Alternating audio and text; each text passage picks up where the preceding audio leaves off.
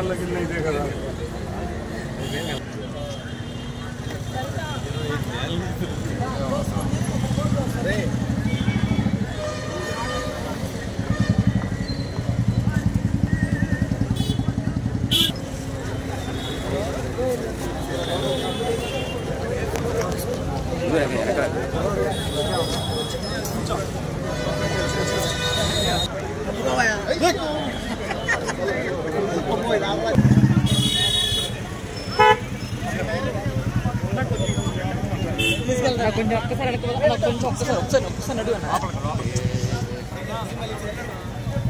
Welcome to STV news. నేను రేవతి. ముందుగా headlines చూద్దాం.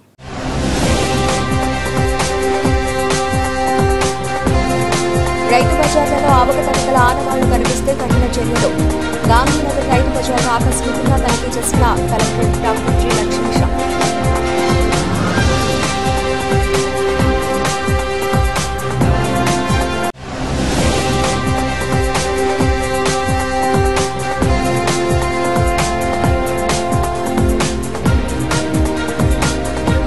రాష్ట్రంలో భయానక వాతావరణం. మళ్లీ వచ్చేది వైసీపీ ప్రభుత్వమే.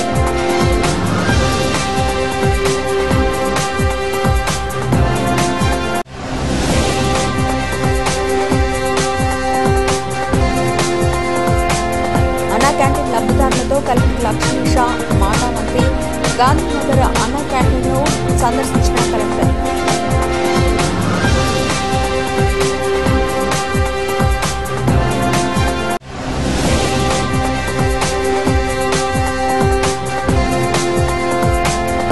కేంద్ర మంత్రి మన్సుఖ్ మాండవ్యతో సీఎం చంద్రబాబు భేటీ. నగరంలో అత్యుత్తమ క్రీడా వేదికలపై భేటీ నిర్వహిస్తామని సీఎం స్పష్టం.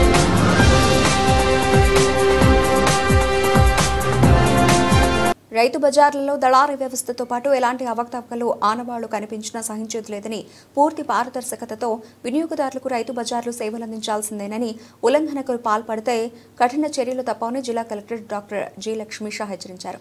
బుధవారం ఉదయం కలెక్టర్ లక్ష్మీష విజయవాడ గాంధీనగర్ సామమూర్తి రోడ్డు రైతు బజార్ను ఆకస్మికంగా తనిఖీ చేశారు. కూరగాయల విక్రయ స్టాళ్లను పరిశీలించి ధరల పట్టికలను పరిశీలించారు. వినియోగదారులతో మాట్లాడి రైతు బజార్ ద్వారా అందుతున్న సేవలను అడిగి తెలుసుకున్నారు. ఎస్టేట్ అధికారి విధుల్లో లేకపోవడంపై అసహనం వ్యక్తం చేశారు. దివ్యాంగ కేటగిరీలో ఓ వ్యక్తికి స్టాల్ను కేటాయించగా ఆ స్టాల్లో వేరొకరు ఉండడంపై ఆరా తీశారు. ఈ సందర్భంగా కలెక్టర్ లక్ష్మీష రైతు బజార్ల ద్వారా వినియోగదారులకు నాణ్యమైన కూరగాయలను నిర్దేశ రేట్ల ప్రకారం అందించాలని, స్టాళ్ల నిర్వాహకులు వినియోగదారులతో మర్యాదపూర్వకంగా ప్రవర్తించాలని సూచించారు.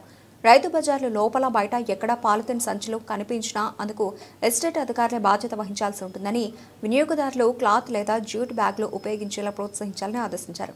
ప్లాస్టిక్ విచ్చలవిడి వినియోగంతో పర్యావరణానికి, ప్రజల ఆరోగ్యానికి తీవ్ర ముప్పు కలుగుతుందని, ప్లాస్టిక్ వినియోగం దుష్పరిణామాలపై అవగాహన కల్పించాలని కలెక్టర్ లక్ష్మీష అధికారులకు సూచించారు.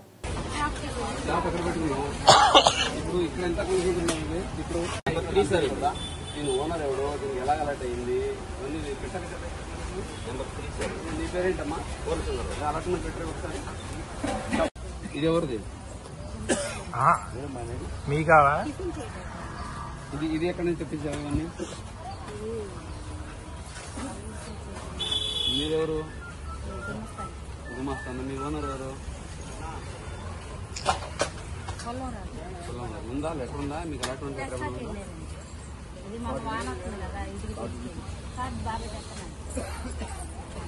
ఎవరి దగ్గర లెటర్.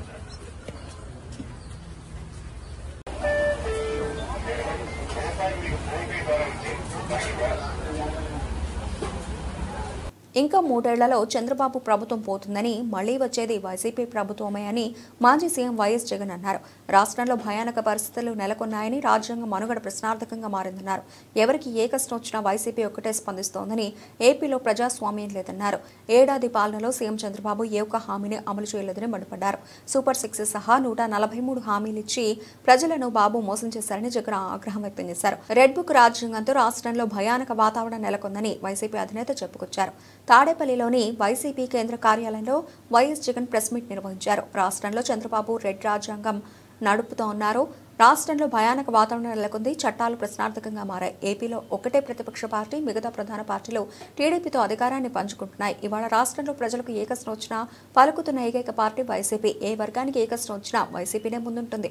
సూపర్ 6 హామీలు వదిలేసిన కూటమి ప్రభుత్వాన్ని ప్రశ్నిస్తున్న పార్టీ వైసీపీనే. ప్రజలకు సంఘీభావంగా గొంతు కలపడం, అండగా నిలబడడం చేస్తోంది వైసీపీ. గత ఏడాది కాలంగా ప్రజలను అన్ని రకాలుగా ఇబ్బందులకు గురి చేస్తున్నారని పేర్కొన్నారు. జరిగిన కొన్ని దారుణమైన పరిణామాల మధ్య ఇటీవల జరిగిన ఈ పరిణామాల మధ్య ఈ విషయాలను మీ ద్వారా, ఈ ప్రెస్ మీట్ ద్వారా ప్రజలకు other side of the coin, అంటే ఈనాడు, ఆంధ్రజ్యోతి, TV5, మహా టీవీ, ఇంకా ఈ ఎల్లో మీడియాకి సంబంధించిన వన్ సైడ్ స్టోరీస్ కాకుండా నాణ్యానికి అటువైపున వర్షన్ కూడా ప్రజలకు తెలియాల్సిన అవసరం ఉన్న నేపథ్యంలో ఇటీవల జరిగిన కొన్ని పరిణామాల మీద, దారుణమైన కొన్ని పరిణామాల మీద ఈ ప్రెస్ మీట్ ఈరోజు పెట్టడం జరుగుతూ ఉంది.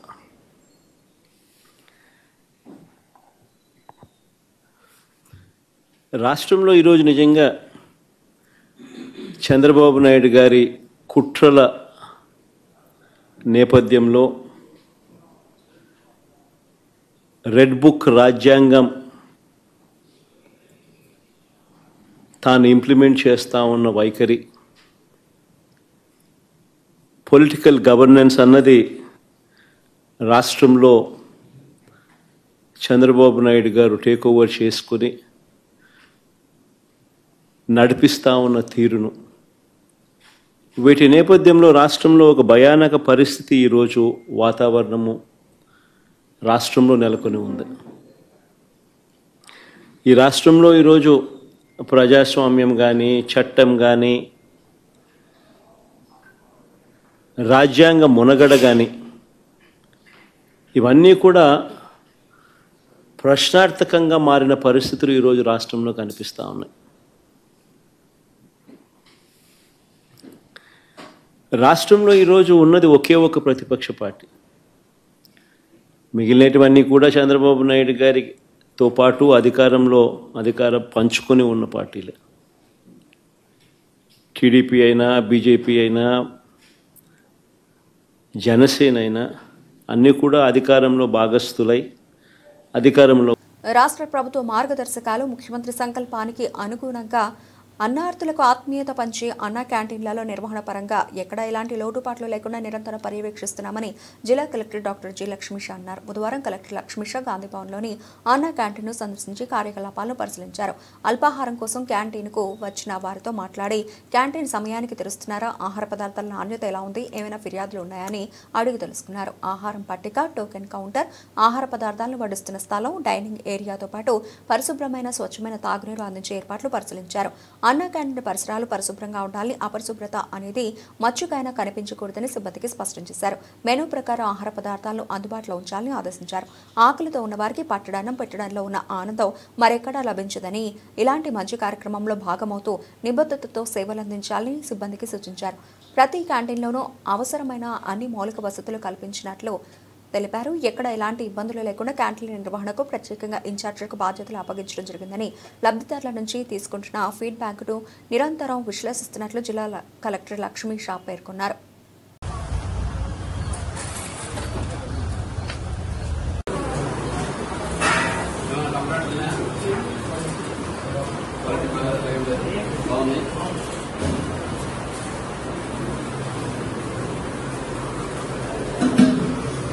బాగుందా? ఏం చేస్తుంటావు? కార్పెంటర్.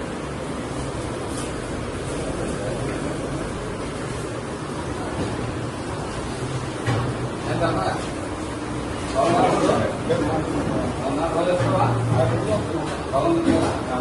సమస్య ఏం లేదా? టైంకి తెలుస్తున్నారా? షాప్ డోర్ టైంకి తెలుస్తారా? లేట్ టైం అవ్వలేదు. భానువారం, ఆదివారం కూడా తెలుస్తారు టైంకి.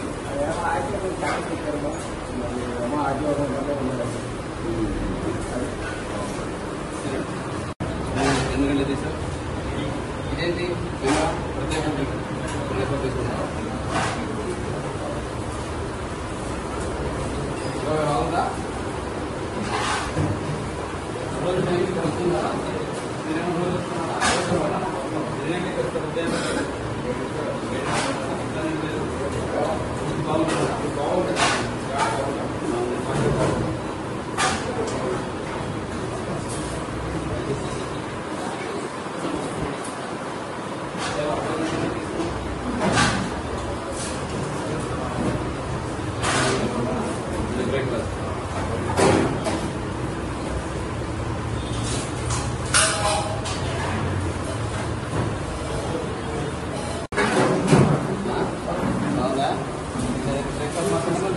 అమరావతిలో అంతర్జాతీయ ప్రమాణాలతో బ్యాడ్మింటన్ శిక్షణ కేంద్రం ఏర్పాటుకు సహకారం అందించాలని కేంద్ర ప్రభుత్వానికి ముఖ్యమంత్రి చంద్రబాబు విజ్ఞప్తి చేశారు.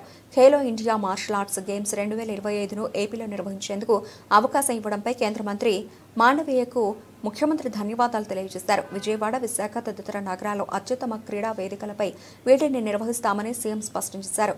Khelo India martial arts games నిర్వహణకు 25 కోట్ల రూపాయలు విడుదల చేయాలని కేంద్ర మంత్రిని కోరారు. ఢిల్లీలో రెండో రోజు పర్యటిస్తున్న సీఎం కేంద్ర యువజన సర్వీసులు, క్రీడల శాఖ మంత్రి మన్సుఖ్ మాండవీయతో భేటీ అయ్యారు. రాష్ట్రంలో క్రీడా అభివృద్ధి కోసం చేపట్టాల్సిన ప్రాజెక్టులు, మౌలిక సదుపాయాల కల్పనపై కేంద్ర మంత్రితో సీఎం చర్చించారు. అమరావతిలో జాతీయ జల క్రీడల శిక్షణ హబ్ ఏర్పాటు చేసేందుకు అవకాశం ఉందని ముఖ్యమంత్రి పేర్కొన్నారు. కృష్ణానదీ తీరంలో వాటర్ స్పోర్ట్స్ శిక్షణ కేంద్రాలు ఏర్పాటు చేసేందుకు విస్తృత అవకాశాలు ఉన్నాయని భేటీలో సీఎం వివరించారు. క్రీడలకు సంబంధించి వివిధ మౌలిక సదుపాయాల కల్పన, అభివృద్ధి ప్రాజెక్టులపై ఇప్పటికే రాష్ట్ర ప్రభుత్వం వివిధ ప్రతిపాదనల్ని మంత్రిత్వ శాఖకు పంపినట్టు సీఎం కేంద్ర మంత్రికి తెలిపారు. నాగార్జున యూనివర్సిటీ, కాకినాడలలో నేషనల్ సెంటర్స్ ఆఫ్ ఎక్సలెన్స్ల ఏర్పాటుకు ప్రతిపాదించినట్టు వెల్లడించారు.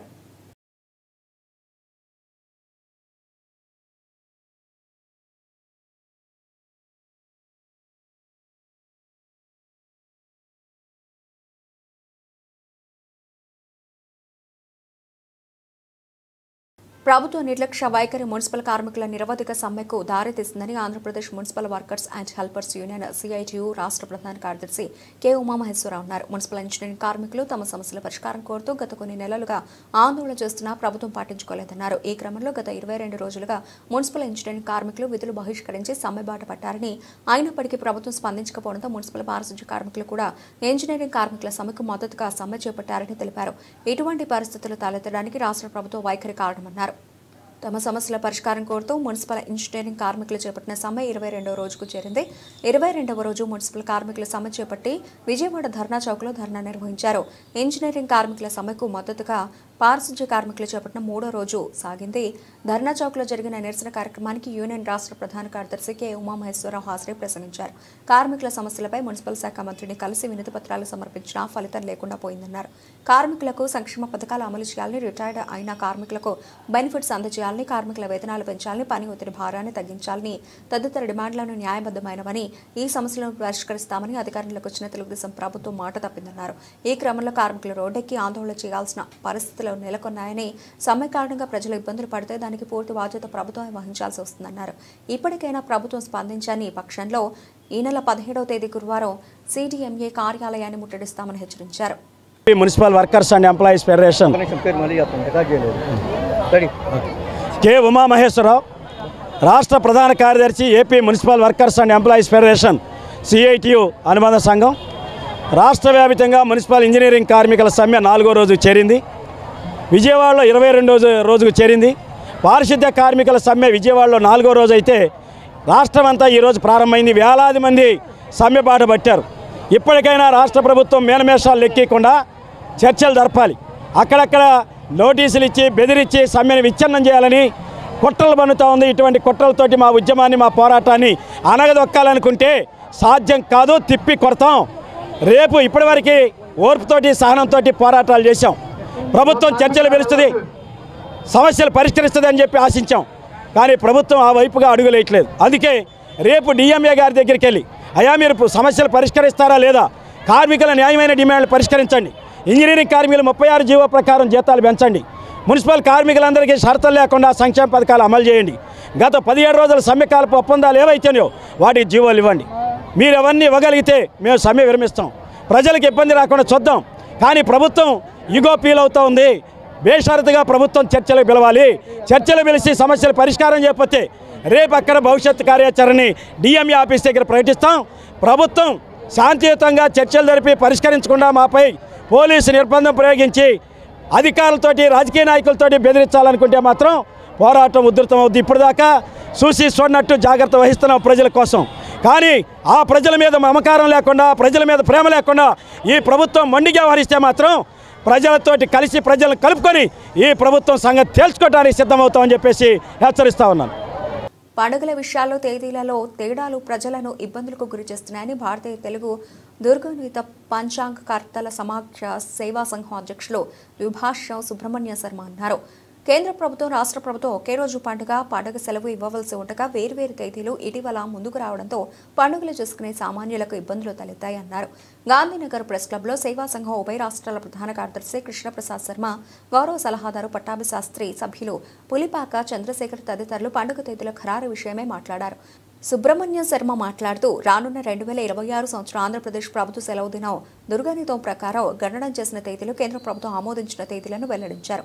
జనవరి నుంచి నవంబర్ వరకు 15 సెలవు దినాలు కేంద్ర రాష్ట్ర ప్రభుత్వాల ఉమ్మడి సెలవు దినాలుగా ఉన్నాయన్నారు. కేంద్ర ప్రభుత్వం ఆమోదించిన సెలవు దినాలనే రాష్ట్ర ప్రభుత్వం పండుగ సెలవు దినాలుగా అమలు చేయాలని, అదే సరైన పద్ధతి అని తెలిపారు. మేము భారతీయ తెలుగు దుర్గణిత పంచాంగకర్తల సమాఖ్య సేవా సంఘం, దానికి నేను అధ్యక్షులు. నా పేరు విభాషం సుబ్రహ్మణ్య శర్మ. మా ప్రధాన కార్యదర్శి బ్రహ్మశ్రీ నిట్టల కృష్ణప్రసాద్ గారు ఈయన. అలాగే మా ముఖ్య గౌరవ సలహాదారులు బ్రహ్మశ్రీ గుర్తి పట్టాభి శాస్త్రి గారు. అలాగే మా కమిటీ మెంబరు బ్రహ్మశ్రీ పులిపాక చంద్రశేఖర్ గారు. అలాగే మా కమిటీ కార్యదర్శి బ్రహ్మశ్రీ వి వాస్తుపురుషి గారు అక్కడ ఉన్నారు. ముఖ్యంగా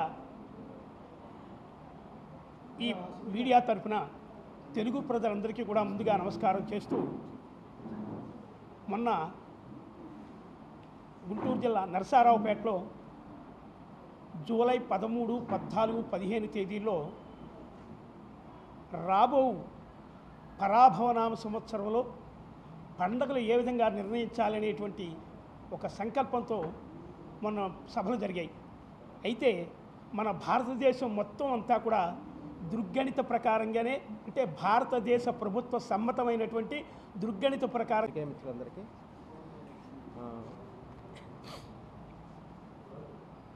ఉభయ తెలుగు రాష్ట్రాలు దుర్గణిత పంచాంగకర్తలుగా పండగ నిర్ణయాలలో ప్రజలకి అయోమయ స్థితి లేకుండా అందరికీ ఆమోదయోగ్యంగా ఉండేటటువంటి పండగ నిర్ణయాల్ని, అలాగే ప్రభుత్వాలకు కూడా ఇబ్బందికరంగా ఉండకుండా ఉండేందుకు 13, 14, 15 నరసరావుపేట నందు అఖిల భారత బ్రాహ్మణ మహాసంఘం ఆధ్వర్యంలో అందరు పంచాంగకర్తల్ని అక్కడికి సమావేశపరిచి మా దుర్గణితం ప్రకారం ఏవైతే పండగ నిర్ణయాలు ఉన్నాయో ఆ నిర్ణయాలు మిగతా అందరూ మాతో సరిపుచ్చుకున్నారు. ఇది శుభ పరిణామం. ఇలాగే ఈ సంవత్సరం పెద్ద ఇబ్బందికరం కాదు, కానీ గత సంవత్సరం 2 పండుగలు నిర్ణయాలు తేడా రావడం వల్ల ప్రజలు కాస్త అయోమయ స్థితికి వెళ్ళారనేది నిజం. అలాగే ఎలక్ట్రానిక్ మీడియా వారికి అందరికీ కూడా నా నమస్కారాలు. నేను గుర్తి పట్టాభి శాస్త్రి, నా రమణాపురం. నేను దుర్గణిత పంచాంగకర్త ఒక కార్యసభ్యుడిగా ఉన్నాను. అయితే ఈ పండుగలు అంటున్న విషయాల్లో పూర్వ పద్ధతి, దృక్పద్ధతి 2 విధానాలు ఉన్నాయి. యావత్ భారతదేశం, ప్రపంచం కూడా దృక్పద్ధతినే ఆచరిస్తాయి. మా పద్ధతినే అంటే దృక్పద్ధతి అంటే సూర్యుని బట్టి, సూర్య సిద్ధాంతం, సూర్యుడి ప్రత్యక్షంగా ఎప్పుడైతే గమనం, కదలిక అన్నీ కూడా స్పష్టంగా తెలుస్తాయి. దాన్ని బట్టి తెలిసేది దుర్గణితం. సూర్యుడి చంద్రుని బట్టి వాళ్ళు చూడరు పూర్వ పద్ధతి వాళ్ళు. అది దేవస్థానం పంచాంగాలు ఎక్కువ అవడం వల్ల తిరుపతి దేవస్థానం, అలాగే తిరుపతి దేవస్థానం, శ్రీశైల దేవస్థానం, అలా దుర్గామల్లేశ్వరి దేవస్థానాలు వారు పంచాంగత అక్కడ ఉండడం వల్ల ఈ పూర్వబద్ధ వాళ్ళు హవా ఇక్కడ కొనసాగుతుంది. ఆంధ్రాలో ప్రతి చోట కూడా అంటే ప్రతి రాష్ట్రం కూడా ఎక్కువ ఈ తెలుగు రాష్ట్రాలు తక్కువ కానీ ప్రతి అన్ని రాష్ట్రాలు కూడా దుర్గణితానికి 100కి 100 పాళ్ళు చేస్తారు పండుగలు. మనకైతే ఇక్కడ ఈ పండుగల అభావమని మన దేవస్థానాలు ఉండమూలని తిరుపతి దేవస్థానం, శ్రీశైలం, అలాగే దుర్గా మల్లేశ్వరి దేవస్థానాలు ఉండడం వల్ల ఈ పంచాంగకర్తలు పూర్వ పద్ధతి వాళ్ళు అవ్వడం వల్ల అది వాళ్ళని అడగండి, గ్రహణం తెగుతుందంటే తెగదని చెప్తారు.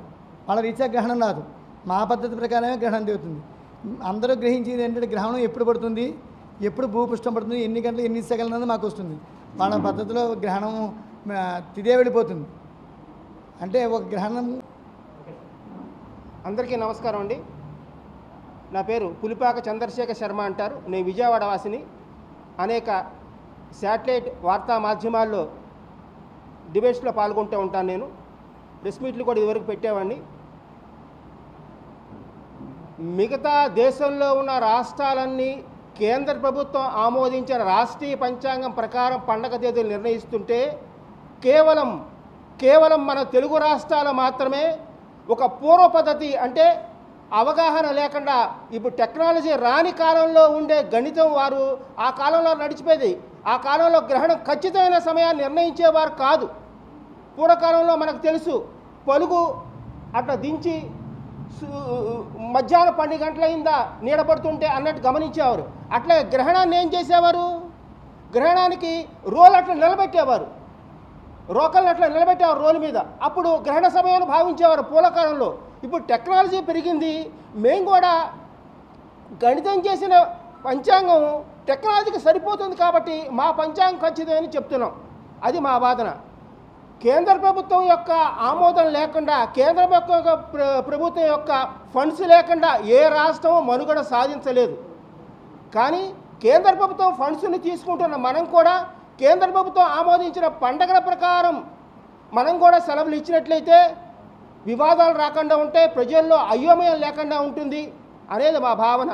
ఈ విషయాన్ని గ్రహించి ప్రజలు సీఎం చంద్రబాబుతోనే రాష్ట్ర అభివృద్ధి సాధ్యమని పశ్చిమ నియోజకవర్గంలో సుపరిపాలనలో తొలి అడుగు కార్యక్రమంలో మంత్రి ఎన్ఎండి ఫారూక్, ఎంపీ కేశినేని శివనాథ్ కొనియాడారు. రాష్ట్రంలో అభివృద్ధి సంక్షేమ పథకాల అమలుతో ప్రజలందరూ సంతోషంగా ఉన్నారని వెల్లడించారు. 54, 55 డివిజన్లలో ఇంటింటికి వెళ్లి ప్రజల సంక్షేమ పథకాలు సరిగా అందుతున్నాయా, అమలవుతున్నాయా లేదా అని అడిగి తెలుసుకున్నారు. పశ్చిమ నియోజకవర్గంలో 54వ, 55వ డివిజన్లలో మంత్రి ఫారూక్, ఎంపీ కేశినేని శివనాథ్ సుపరిపాలనలో తొలి అడుగు కార్యక్రమాన్ని నియోజకవర్గ అబ్జర్వర్ చిట్టాబత్తుని శ్రీనివాసరావు, రాష్ట్ర అధికార ప్రతినిధి నాలుగు మీరా, రాష్ట్ర మైనారిటీ సెల్ ప్రధాన కార్యదర్శి ఫతావుల్లా, రాష్ట్ర నాయకులు గణ ప్రసాద్లతో కలిసి మంగళవారం నిర్వహించారు. ఇంటింటికి వెళ్లి కరపత్రాలు పంపిణీ చేసి కూటమి ప్రభుత్వం ఏడాది పాలనలో చేపట్టిన అభివృద్ధి సంక్షేమ పథకాలను వివరించారు. ఈ సందర్భంగా ఎంపీ కేశినేని శివనాథ్, మంత్రి ఫారూక్ మాట్లాడుతూ తల్లికి వందనం పథకం ద్వారా మైనారిటీలకు ఎక్కువగా లబ్ధి చేకూరిందన్నారు. ఇంట్లో ఎంతమంది విద్యార్థులు చదువుకుంటూ ఉంటే ఒక్కొక్కరికి 15,000 రూపాయల చొప్పున ఇవ్వడంతో రాష్ట్ర వ్యాప్తంగా మహిళలు ఆనందంగా ఉన్నారన్నారు. తెలుసుకుని వాళ్ళకి సంక్షేమం అభివృద్ధి కార్యక్రమాలు అందుతున్నాయా లేదా, ఎక్కడన్నా సంక్షేమ కార్యక్రమాలు అందకపోతే దాంట్లో మేము మా యొక్క ట్యాబ్స్ ద్వారా వాటిని అప్లోడ్ చేసి ఏ డోర్ నెంబర్లో సంక్షేమ కార్యక్రమాలు రావట్లేదో వాటిని అప్లోడ్ చేస్తాం. టోటల్గా ప్రజలందరూ కూడా చాలా ఆనందంగా ఉన్నారు. ఎందుకంటే ఇవాళ తల్లికి వందనం కార్యక్రమం ద్వారా ఎంతోమంది అభివృద్ధి చెందుతున్నారు. ముఖ్యంగా ఈ ప్రాంతంలో ఉన్న ముస్లిం కుటుంబాలు, ఎందుకంటే వాళ్ళ ముస్లిం కుటుంబాల్లో పిల్లలు ఎక్కువగా ఉండే వారు, వాళ్ళందరూ బాగా చదువుకోవాలని చంద్రబాబు నాయుడు గారి కోరిక. దానిలో భాగంగా ఇంటిలో ఎంతమంది ఉంటే అన్ని 15,000 రూపాయలు చొప్పున ప్రతి ముస్లిం కుటుంబానికి ప్రతి కుటుంబానికి అందజేయడంలో ఇక్కడ ముఖ్యంగా ముస్లిం సమాజం చాలా ఆనందంగా ఉంది. ఇటువంటి బృహత్తర కార్యక్రమం ద్వారా పిల్లలందరూ బాగా చదువుకుని వారి బంగారు భవిష్యత్తుకి బాటలు వేసిన చంద్రబాబు నాయుడు గారికి ధన్యవాదాలు చెబుతున్నారు. ఈ కార్యక్రమం చాలా బాగా జరుగుతుంది. తప్పకుండా రాష్ట్ర ప్రభుత్వం మరిన్ని సంక్షేమ కార్యక్రమాలు తీసుకొచ్చే విధంగా ఈ కార్యక్రమం ముందు ఉండబోతుంది. ఇక్కడికి వచ్చేసిన ఫరూక్ గారికి ధన్యవాదాలు తెలుపుకున్నాం. ఈరోజు ఉదయం గుంటూరు ఈస్ట్ నియోజకవర్గం తిరిగాము. అదేవిధంగా సాయంత్రం విజయవాడ వెస్ట్ నియోజకవర్గం తిరిగాము. ఈస్ట్లో కూడా అక్కడ మైనార్టీ ముస్లిమ్స్ ఎక్కువ ఉన్నారు. వెస్ట్లో ఇక్కడ విజయవాడలో మైనార్టీ సోదరులు ఎక్కువ ఉన్నారు కాబట్టి చిన్ని గారు స్థానిక పార్లమెంట్ సభ్యులు ఇక్కడ తల్లికి మన ఈరోజు కార్యక్రమం సుపరిపాలన తొలి అడుగు. ఈ కార్యక్రమంలో పాల్పంచుకునే అవకాశం మన పార్టీ నాకు కలిగించింది. పార్టీ ఆదేశాల ప్రకారం మన ఈరోజు చిట్టిబాబు గారు కానివ్వండి, అదేవిధంగా మన అతావుల్లా గారు కూడా పాల్గొనడం తెలుసు. మన నాగుల్ మీరా గారు, రఫీ గారు అందరూ వచ్చారు. చాలా సంతోషం.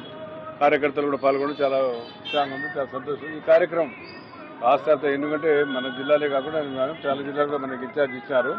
అన్ని జిల్లాలు కూడా చూస్తున్నాము. ఈ కార్యక్రమం తల్లికి ఉందనే కార్యక్రమం బ్రహ్మాండంగా జరుగుతుంది. మంచి రెస్పాన్స్ ఉంది ప్రజలు. మరీ ముఖ్యంగా మా ముస్లిమ్స్ అయితే ఇంకా ఎక్కువ చాలా ఉంది. ఎందుకంటే మాకు బహుశా 1-2-3 పిల్లలు ఉంటారు కాబట్టి తక్కువ కూడా 3 ఉన్నాయి, 4 ఉన్నాయి, 5 మంది ఉన్నాయి. ఇంతవరకు ఎవరు వేయలేదు. గత ప్రభుత్వం ఒక్కరికే వేసింది. అది కూడా ఎంతమందికి వేసింది? దాదాపుగా 42 లక్షల మందికి వేసింది. మా ప్రభుత్వం చంద్రబాబు నాయుడు గారి ప్రభుత్వం ఈరోజు 67 లక్షల మందికి వేయడం జరిగింది. కుటుంబంలో ఎంతమంది ఉంటే అంతమంది కూడా వేయడం జరిగింది. ఇది చాలా వరప్రసాదం లాంటి స్కీమ్ ఇది. కాబట్టి పేదవారికి చాలా చాలా సంతోషంగా ఉన్నారు. ఒక పిల్లలకు చదువుకోలేని వారికి 2 పిల్లలకు 3 పిల్లలకు చదువుకునే అవకాశం. అదే ఇంటర్మీడియట్ కూడా లోకేష్ బాబు గారు వచ్చిన మధ్యాహ్న భోజనం కూడా ఏర్పాటు చేయడం, అక్కడ కూడా బాగా స్ట్రెంత్ పెరగడం. ఈ రకంగా ముందుకు సాగుతామని తెలుగుదేశం పార్టీ ప్రభుత్వం ఏదైతే సూపర్ 6లో ఏదైతే వాగ్దానం చేశారో తూచా తప్పకుండా అన్ని కూడా ఈ రోజు పాటించడం జరిగింది. ఒకటి మిగిలితే ఆ బస్సు ప్రయాణం కూడా ఉచిత బస్సు ప్రయాణం దాదాపుగా ఆగస్టు 15వ తేదీ నుంచి ఆ కార్యక్రమం మొదలవుతుందని చెప్పి తెలియజేస్తున్నాను. కాబట్టి ఈ కార్యక్రమంలో చాలా చాలా ప్రభుత్వానికి రుణం తీసుకోవాల్సిన బాధ్యత మా వర్గాల వారికి ఎక్కువగా ఉంది అని చెప్పి తెలియజేస్తున్నాం. గత ప్రభుత్వంలో కొంతమంది దాదాపుగా 420 కోట్ల రూపాయలు ఇస్తే ఈ ప్రభుత్వంలో 718 మైనార్టీలు ఎవరైతే ఉన్నారో ముస్లింలు, బీసీ ఈల కింద వారికి, అదేవిధంగా దూదేకుల, అదేవిధంగా క్రిస్టియన్ సోదరులు కలుపుకుంటే దాదాపుగా 850 కోట్ల రూపాయలు కేవలం తౌలీకి పొందడం కింద ఈరోజు మనం లబ్ధి పొందుతున్నాం అనే సంగతి ముస్లిం సోదరులు కూడా తెలుసుకోవాల్సిన అవసరం ఉంది. కాబట్టి ఇటువంటి సంక్షేమ కార్యక్రమం ఏదైతే పేదవారికి ఇచ్చే కార్యక్రమం, శ్రామికులైనటువంటి కష్టజీవులైనటువంటి ముస్లిం సోదరులకు ఇది వరప్రసాదం లాంటిది. వారితో పాటు అందరూ కూడా వేయడం జరుగుతుంది. ఎందుకంటే నేను ఒక ముస్లిం రిప్రజెంటేటివ్గా ఈరోజు ముందుకు చెప్పడం సగౌరవంగా చెప్పడానికి అవకాశం కలిగింది. కాబట్టి ఈరోజు మన చిన్ని గారు, మన ఎంపీ గారు ఈ కార్యక్రమం ఇక్కడ ఏర్పాటు చేసినందుకు వారికి కూడా ప్రత్యేకంగా ధన్యవాదాలు తెలియజేసుకుంటున్నాను. కూటమి ప్రభుత్వం ప్రజల ఆకాంక్ష మేరకు ప్రజానుగుణంగా పాలన కొనసాగిస్తుందని Vasavi foundation chairman VVK Narasimha Rao స్పష్టం చేశారు. తెలుగువారి కోసం ప్రత్యేక రాష్ట్రం కోసం పోరాడిన అమరజీవి పొట్టి శ్రీరాములు స్మృతివనం కోసం రాష్ట్ర ప్రభుత్వం అమరావతిలో 6.8 ఎకరాల స్థలాన్ని కేటాయించడం పట్ల హర్షం వ్యక్తం చేశారు. విజయవాడ 1 టౌన్ కొత్తగూడు సమీపంలో ఉన్న కన్యకా పరమేశ్వరి కళ్యాణ మండపంలో బీసీ, ఎస్సీ, ఎస్టీల నేతలు, ఆర్యవైశ్య సంఘాల ప్రముఖుల ఆధ్వర్యంలో మీడియా సమావేశం నిర్వహించారు. ఈ సమావేశంలో Vasavi foundation chairman VVK Narasimha Rao, ఆఓపా Andhra Pradesh మహిళా విభాగం అధ్యక్షురాలు ఏ నిర్మల, నగరాల మహాలక్ష్మి అమ్మవారి దేవస్థాన కోశాధికారి పీళా శ్రీనివాసరావు, మాజీ కార్పొరేటర్ నూకల నాగేశ్వరరావు పాల్గొన్నారు. ఈ సందర్భంగా వారు మాట్లాడుతూ పొట్టి శ్రీరాములు స్మృతివనం ఏర్పాటు చేసి అభివృద్ధి చేసే కార్యక్రమాన్ని పొట్టి శ్రీరాములు మెమోరియల్ ట్రస్ట్కి అప్పచెప్పడం వల్ల త్వరితగతిన పనులు జరుగుతాయన్నారు. ప్రభుత్వ నిర్ణయం పట్ల భాషాభిమానులు హర్షం వ్యక్తం చేస్తున్నారు.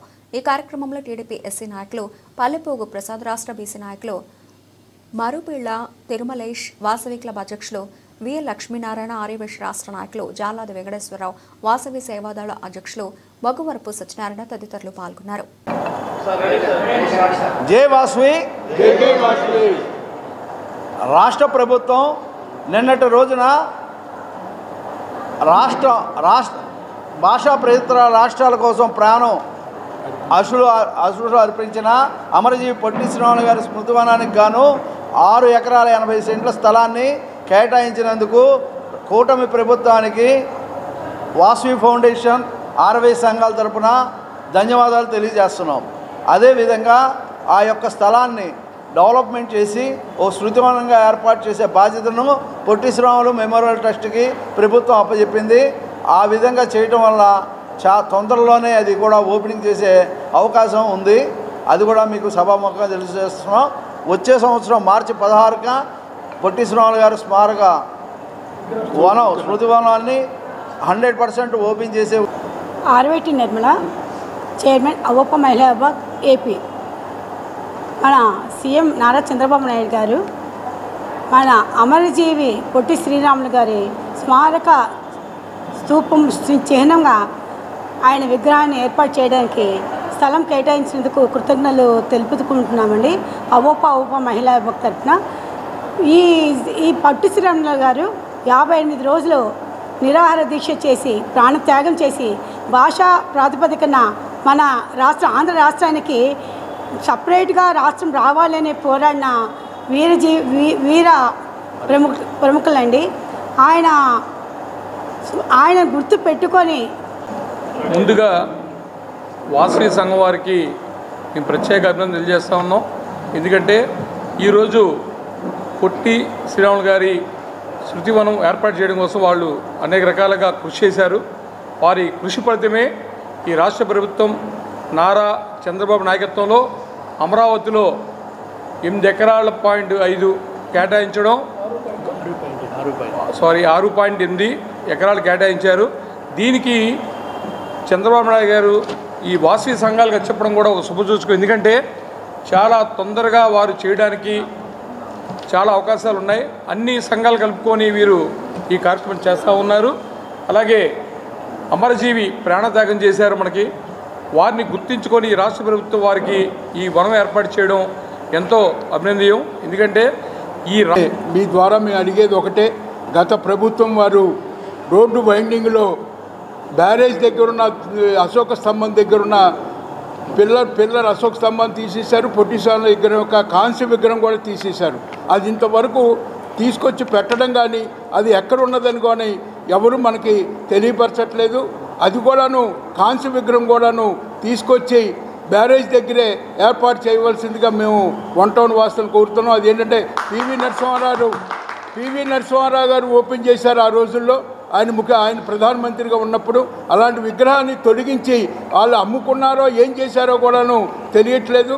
దయచేసి ఆ విగ్రహం ఎక్కడ దాచారో అది తీసుకొచ్చి పునఃప్రతిష్ఠించవలసిందిగా మీ ద్వారా కోరుకుంటున్నాం. కృష్ణా మచిలీపట్నం జిల్లాలో రైతులందరూ పంట బీమా చేసుకోవాలి. జిల్లా కలెక్టర్ ప్రకృతి వైపరీత్యాలు సంభవిస్తే పంటలు నష్టపోకుండా రైతులు ఖరీఫ్ సీజన్లో ముందుగానే పంటల బీమా చేసుకోవాలని జిల్లా కలెక్టర్ డీకే బాలాజీ రైతులను కోరారు. కృష్ణా జిల్లా రైతు సోదరులందరికీ మీ ఇంటి కొడుకు బాలాజీ కలెక్టర్ చేసే నమస్కారం. ఈ యొక్క వీడియోని PMFBY అంటే పంట బీమా గురించి అవగాహన కల్పన ఉద్దేశంతో చేయడం జరిగింది. మన జిల్లాలో రైతులందరూ కూడా ఈ పంట బీమాకు ప్రీమియం చెల్లించి నమోదు చేసుకునే కార్యక్రమం మొదలైంది. యాక్చువల్లీ మీరందరూ కూడా సచివాలయాల్లో, బ్యాంకుల్లో, మళ్ళీ మన మీ సేవా సెంటర్లలో మీరు ప్రీమియం చెల్లించి పంట బీమాకి నమోదు చేసుకోవచ్చు. దయచేసి పంట బీమాకి ప్రతి ఒక్కరూ నమోదు చేసుకోండి. ప్రకృతి వైపరీత్యాల వల్ల మనకు పంట నష్టం జరిగితే ఎకరాకి మనకు 41,000 పైచిలుక బీమా వస్తుంది. మనం ఆపదలో ఉన్నప్పుడు ఆదుకునేది బీమా మాత్రమే. గత సంవత్సరం మనము బుడమేరు వరదలు చూసాము. చాలా మంది రైతులు ఇబ్బంది పడ్డారు. అలాంటి ఇబ్బంది మనం పడకూడదు అంటే తప్పనిసరిగా పంట బీమాకి నమోదు చేసుకోవాలి. నమోదు చేసుకుని ఆ లబ్ధి పొందాలి. సో అందరూ కూడా నమోదు చేసుకుంటారు అని ఆశిస్తూ మీ కలెక్టర్ బాలాజీ. తాడేపల్లి మండలం నులకపేటకు చెందిన బ్రహ్మయ్య, మంగళగిరికి చెందిన మోహన కౌసల్యకి గత సంవత్సరం ఆగస్టు 18న వివాహం అవగా మనం వేరే కాపురం ఉందామని భర్త మీద ఒత్తిడి తేవడంతో ఉండవల్లి సాయిబాబా గుడి సమీపంలో ఇల్లు అద్దెకు తీసుకుని కాపురం పెట్టిన బ్రహ్మయ్య ఆషాఢ మాసం కావడంతో పుట్టింటికి వెళ్లిన మోహన కౌసల్య ఈరోజు ఉదయం ఉండవల్లి గ్రామంలో తాను ఉంటున్న నివాసంలో సెల్ఫీ వీడియో తీసుకుంటూ నా మృతికి నా భార్య కారణమని ఆత్మహత్య చేసుకున్న బ్రహ్మయ్య, నా కొడుకు మృతికి కోడలే కారణమని పోలీసుల్ని ఆశ్రయించిన బ్రహ్మయ్య తల్లి మృతదేహాన్ని స్వాధీనం చేసుకుని ఆసుపత్రి మార్చుడికి తరలించి కేసు నమోదు చేసి దర్యాప్తు చేస్తున్న తాడేపల్లి పోలీసులు. నా పేరు విజయ ప్రమీల అండి. పోతరాజు విజయ ప్రమీల. మా అబ్బాయి బ్రహ్మయ్య నా కొడుకు. అమ్మాయిని చూడగానే మా వారు చనిపోయారండి. చనిపోయారు వద్దని తినకుండా చేసుకున్నాడు. చేసుకుంటే బాగుంటే చాలు అనుకుంటే చేసుకున్న కాడి నుంచి గొడవలే. అమ్మాయి ఎవరితో ఎఫ్ఐఆర్ ఉందని తెలిసి గొడవలు ఆడుకుంటుంటే వాళ్ళ అమ్మ వాళ్ళకి చెప్పాం. చెప్తే వాళ్ళ అమ్మ వాళ్ళు వచ్చి మాట్లాడి తీసుకెళ్ళారు. అమ్మాయి 3 నెలలు అక్కడే ఉంది. 3 నెలల తర్వాత ఆ అమ్మాయి అంతటా అమ్మాయి ఫోన్ చేసి నా కొడుక్కి ఇంక నుంచి బాగానే ఉంటాను, నేను చెప్పినట్టు వింటా, శుభ్రంగా ఉంటానని చెప్పి పిలిపించుకుని ఫోన్ చేసి నన్ను అడిగాడు. బాగుంటానంటే సరే అయ్యా బాగుంటామే కదా కావాల్సింది అని అంటే నేను అయితే అత్తయ్య దగ్గర అయితే ఉండను, వేరే ఉందా ఉంది. సరే వేరే ఉన్నా శుభ్రంగా ఉండండి అన్నాను. కొండవల్లి ఇల్లు తీసుకొని ఉంటున్నారండి.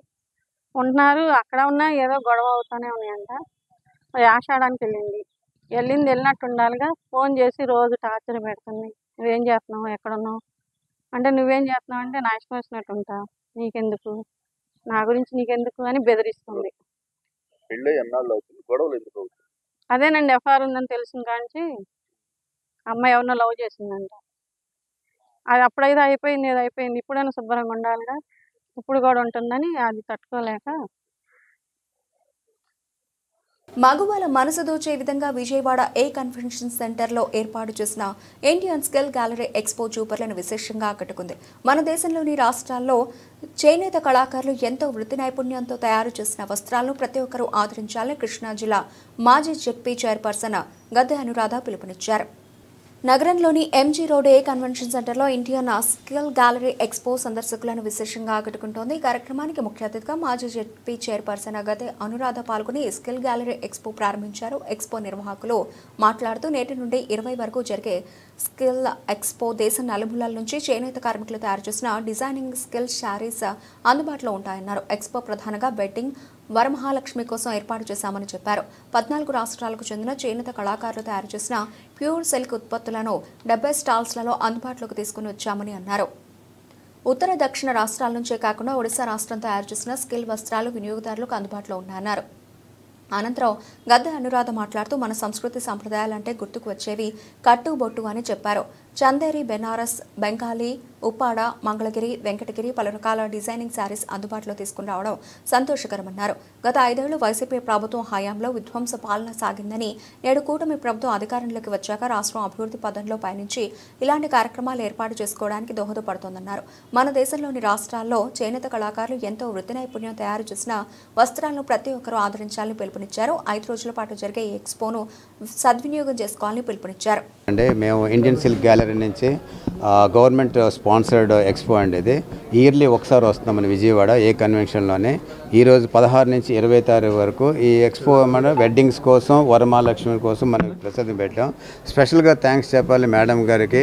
చాలా బిజీ షెడ్యూల్లోనే 5 మినిట్స్కి రమ్మన్నాను. మేడం గారు బ్లెస్సింగ్స్ లాస్ట్ టైంగా చేశారు. చాలా బాగా జరిగింది. ఈసారి మేడం పర్సనల్ రిక్వెస్ట్ చేశారు, ఇంత బిజీ షెడ్యూల్ వచ్చారు. ఈ స్టాల్లో అండి 14 స్టేట్స్ ఉన్నారండి. 70 స్టాల్స్ పెట్టాను అనమాట. డిఫరెంట్ ఇక్కడ వన్ రూఫ్లోనే మీకు అన్ని వెరైటీస్ దొరుకుతాయి. అండ్ వీవర్స్ అండి, main is weavers, mainly handlooms అండి. Handlooms and silk mark product అక్కడ దొరుకుతాయి. కాబట్టి విజయవాడ మహిళలందరికీ మేము ఉద్దేశించంటే ఈ వెడ్డింగ్స్ కోసం మీరు ఏ షాప్స్కి వెళ్ళక్కర్లేదండి. ఇక్కడే అన్నేనో వీవర్స్ ప్రైస్లో దొరుకుతుంది. కాబట్టి వెడ్డింగ్స్కి, వరమహాలక్ష్మిస్కి మనం ఇక్కడే వచ్చి కొనమని ప్రార్థిస్తున్నాండి. మేడం గారికి మాట్లాడారు. Indian gallery silk gallery expo ఇక్కడ మన ఏ కన్వెన్షన్లో ఈ రోజున స్టార్ట్ చేశారు. ఇది 5 days ఉంటుంది. ఇక్కడ government sponsored pure silk and handlooms, silk mark, handloom mark. అంటే ఇది ప్రత్యేకంగా మనం ముందు తెలుసుకోవాల్సిన అవసరం ఉంది ప్రతి ఒక్క కన్జ్యూమర్ కూడా. ఎందుకంటే మనం షాప్స్కి వెళ్తాము సిల్క్ అనే ఉద్దేశంతో, మనం సిల్క్ కానిది కూడా మనం తీసుకుంటాం. దానివల్ల ఇవాళ ఏంటంటే ఈ ప్యూర్ సిల్క్ వాడినట్లయితే మన హెల్త్కి కూడా ఇది చాలా యూజ్ఫుల్ అవుతుంది. మన వాతావరణ భూగోళ పరిస్థితులను బట్టి ఇవాళ మనకు ఉష్ణం ఎక్కువ మన చుట్టుపక్కల ప్రాంతాల్లో.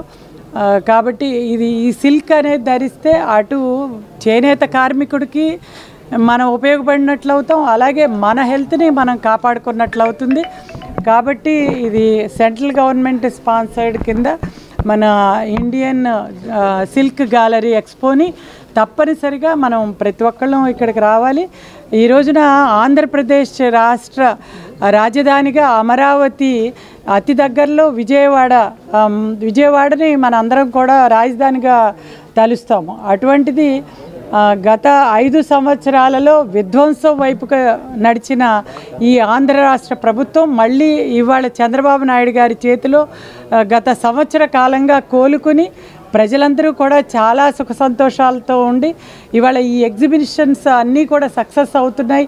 ఇన్ని ఎగ్జిబిషన్స్ మన విజయవాడకు వస్తున్నాయంటే దానికి కారణం ప్రజలు మళ్ళీ ఉత్సాహం వెల్లువికి ఈ రాష్ట్రం పట్ల, ఈ రాష్ట్ర పాలన పట్ల ఇవాళ వాళ్ళందరూ కూడా మరి ప్రజలు అత్యుత్సాహంతో ఈ రోజున ఈ ఎగ్జిబిషన్కి రావటం, మరి ఇక్కడ ముఖ్యంగా వెడ్డింగ్, అదేవిధంగా వరమహాలక్ష్మి సంబంధించిన చాలా ఈ గ్యాలరీలో అన్ని రకాల ప్యూర్ హ్యాండ్లూము, ప్యూర్ ఇది మనకు అతి తక్కువ అంటే అక్కడ ఏదైతే నేస్తా ఉన్నారో అదే మరి రేటులో మనకి ఇవాళ కాస్ట్ కూడా మనకి చాలా ముఖ్యం కదా. ఇవాళ ఇంత బ్రహ్మాండమైన వెడ్డింగ్ కాన్సెప్ట్ ఇక్కడ నడుస్తుంది అని అంటే మనకి దాదాపుగా అన్ని ఉత్తర దక్షిణ రాష్ట్రాలే కాదు, అటు అస్సాం నుంచి కూడా ఈ రోజున ఇక్కడ స్టాల్స్ని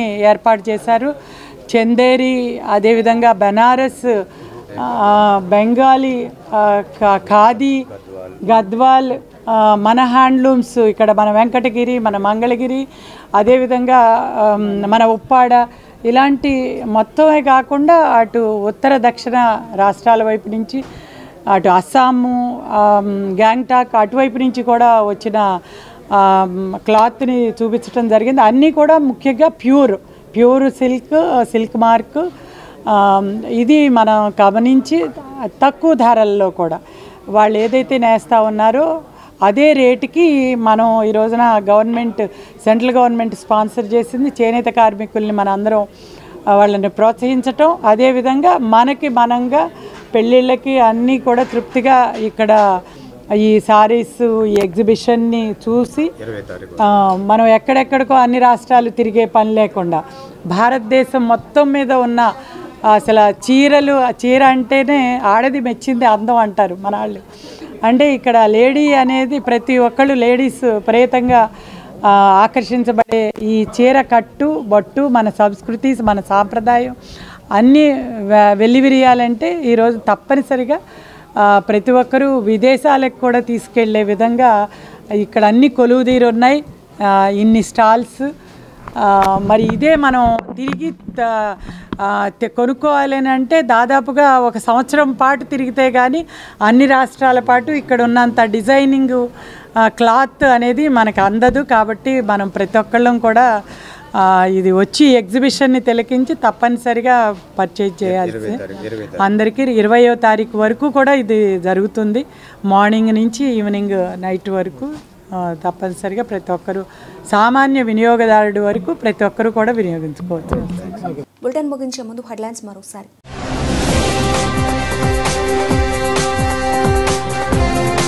రైతు బజార్లలో అవకతవకల ఆనవాళ్లు కనిపిస్తే కఠిన చర్యలు. గాంధీనగర్ రైతు బజార్ను ఆకస్మికంగా తనిఖీ చేసిన కలెక్టర్ డాక్టర్ జి లక్ష్మీష.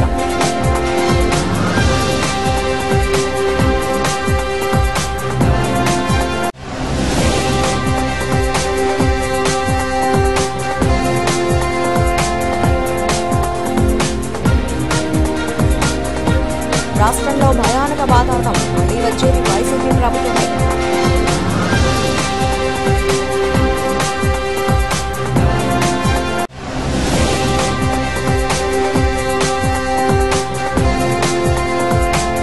అన్నా క్యాంటీన్ లబ్ధిదారులతో కలెక్టర్ లక్ష్మీష మాటామంతి. గాంధీనగర్ అన్నా క్యాంటీన్ను సందర్శించిన కలెక్టర్.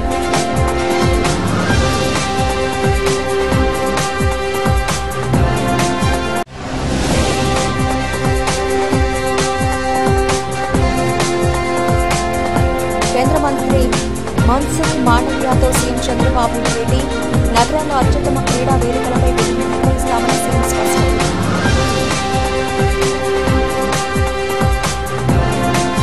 ఇవి ఇప్పటివరకు నబల్చిన అప్డేట్స్. మరిన్ని అప్డేట్స్తో మళ్ళీ కలుద్దాం. అంతవరకు సెలవు. నమస్తే.